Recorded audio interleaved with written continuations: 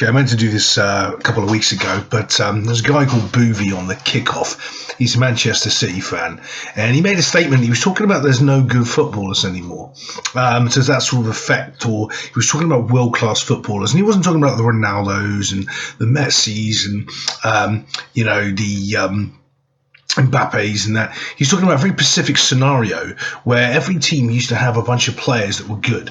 There was people like Totti over in Roma, fantastic striker, clearly world class, but he was over there, and you had the Edgar Davidses that were playing in midfield somewhere else, and it wasn't that they weren't all combined on one team, because they still were with the Galacticoses, with the Beckhams, Zidanes and everyone there at Real Madrid. What he was trying to do is frame this point, which I don't think he quite understood. What it really is all footballers are generic now. They're all the same.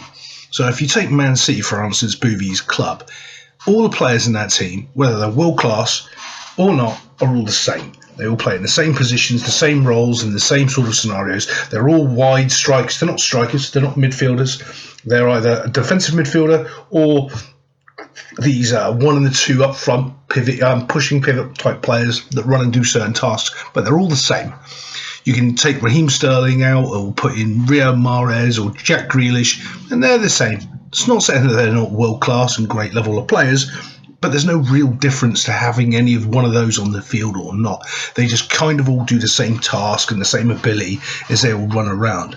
And that's a very sort of fundamental thing in football, is like this is happening more and more.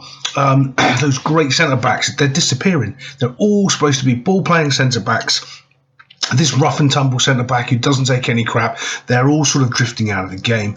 And you can see this more and more as time's going on. And there's a massive reason behind it. It comes down to the fact that in the academies, they're all getting taught the same way, because all the FA and all the coaching courses are all pushing the youth players, and they've been doing it since the early 2000s, that they all must be playing this certain style of football. The most common style is the 4-3-3, because it's the easiest style to teach. If you're trying to coach a 4-4-2 and coach, that in your academy, that's a difficult system, because now your centre midfielders have to be responsible for covering each other instead of just sitting there, which they currently do. Is if you've got the three in midfield, you've just got one underlining defensive midfielder who just sits there and doesn't move. It's very easy to coach out on the flanks because you've always got three players. You've got the midfielder, the striker, and the defender. And it's very easy to coach that. You don't have to coach much movement because it all kind of dictates for itself.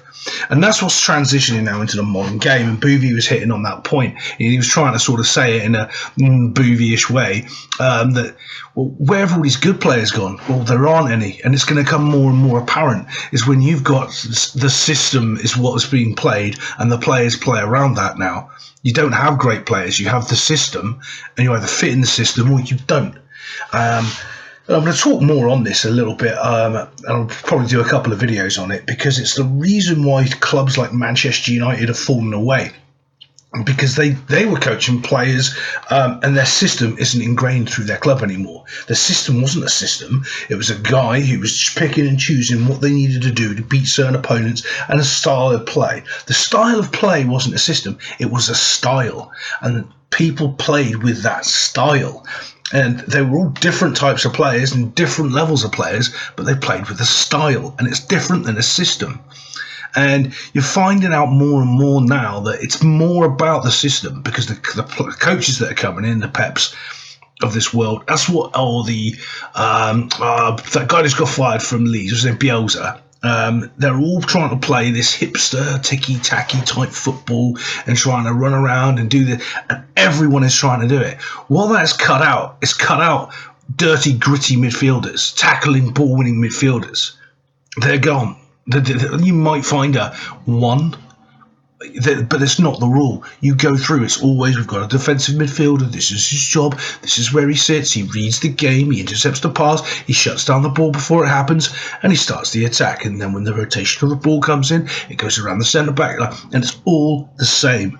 And what's going to happen is it's going to become more and more apparent that the talented players, they're not really there anymore.